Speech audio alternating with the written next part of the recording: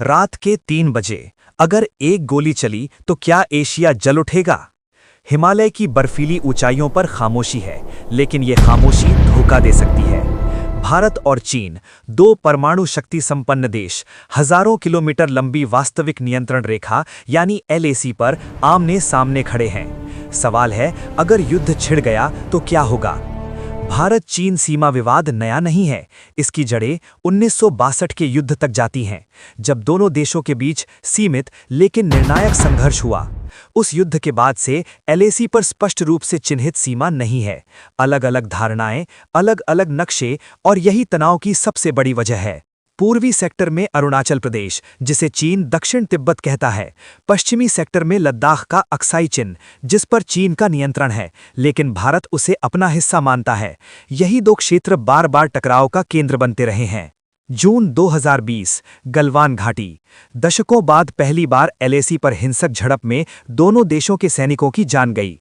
ये घटना बिना गोली चले हुई, क्योंकि 1993 और 1996 के समझौतों के तहत दोनों पक्षों ने एलएसी पर आग्नेयास्त्रों के इस्तेमाल से बचने का वादा किया था।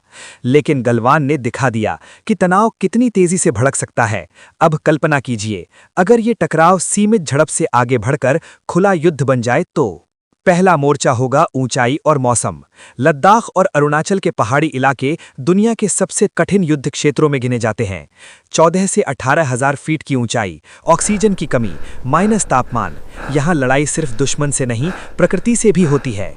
दूसरा मोर्चा होगा टेक्नोलॉजी। दोनों देशों ने सीमा पर सड़कें, एयर स्ट्रिप, मिसाइल सिस्टम और निगरानी ढांचा मजबूत किया है। भारत ने राफेल जैसे आधुनिक लड़ाकू विमान शामिल किए हैं। चीन के पास बड़ी वायुसेना और लंबी दूरी की मिसाइल क्षमता है।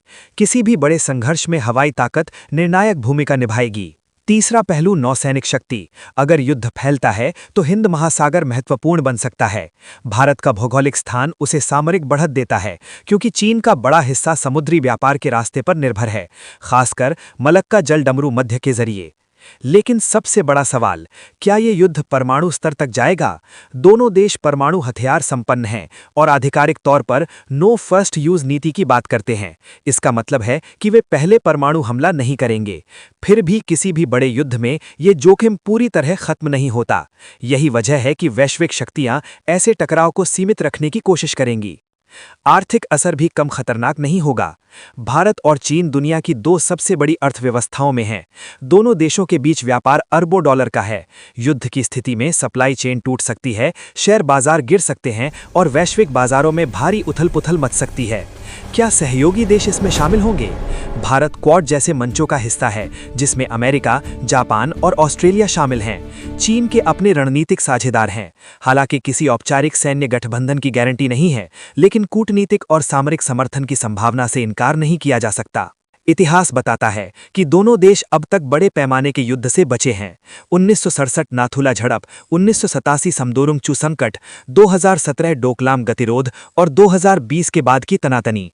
हर बार तनाव बढ़ा, लेकिन अंततः बातचीत और सैन्य कूटनीतिक चैनलों के जरिए स्थिति को संभाला गया।